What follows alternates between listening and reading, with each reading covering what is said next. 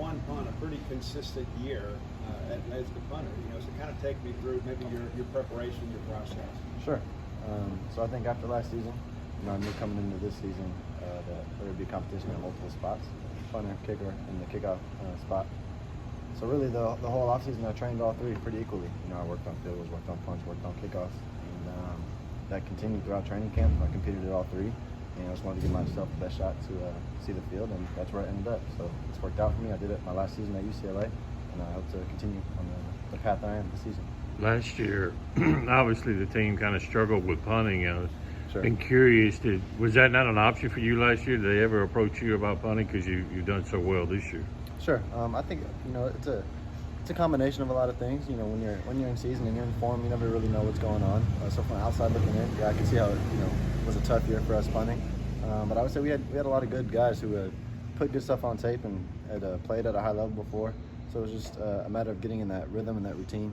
Keelan was actually my roommate last year. He's one of my best friends. So having him here going through it, he was really a freshman even though he was 23. And it came up a couple times for me to punt last season. Just never had the opportunity to do that on the field. I know a good day for you is a day that you kind of get a day off, right, on the football field. But when you go play a place like Texas, how do you feel like maybe you can impact the game, maybe flipping the field and maybe quieten the crowd a little bit? Sure, no, that's exactly how you can impact the game. Special teams, you only get so many plays per game. It's a third of the game, but you only get a third of those reps. So for me, that's exactly what it is. Go out there and flip the field, give our defense an advantageous situation.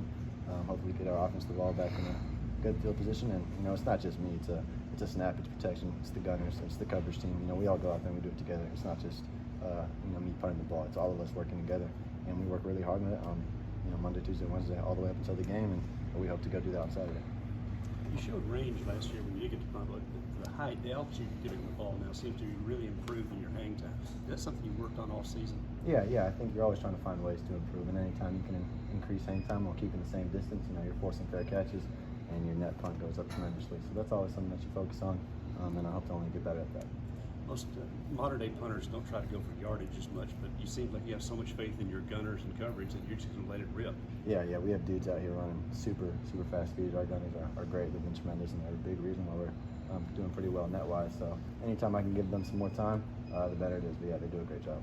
How much does your approach just change week to week, if at all, based on the opponent, or is it kind of just the same approach? For the most part, it's the same stuff.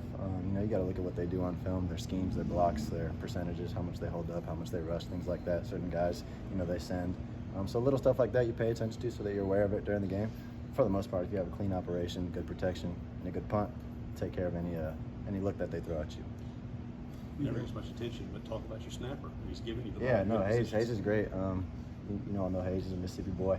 This is his 5th season here. Worked his tail off to get to the position he is, and he's doing a great job for us.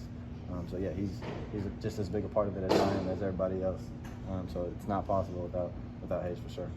You've been here a little while now. Just talk about being able to keep everybody's spirits up. Just something maybe that you say, or even your performance on the field. Sure. I think anytime you can focus on the process and not the result, that's a good thing. We have a really young team, and I was actually my old school UCLA. I was a part of a team that my first year there we were 4-8, and the next year we were 3-4 in the shortened COVID season, and I left there with 9 and 8 wins in back-to-back seasons. So I've been through something like this before, and it's unfortunate for me personally. I'm not going to be here to see the progression of this team, but we're on the right direction. You just got to focus on the process. You can't get caught up in any outside noise. Focus on the things that you control, and if you keep doing that, you got to weather the storm a little bit, but you pick your head up eventually, and you'll be in a good spot.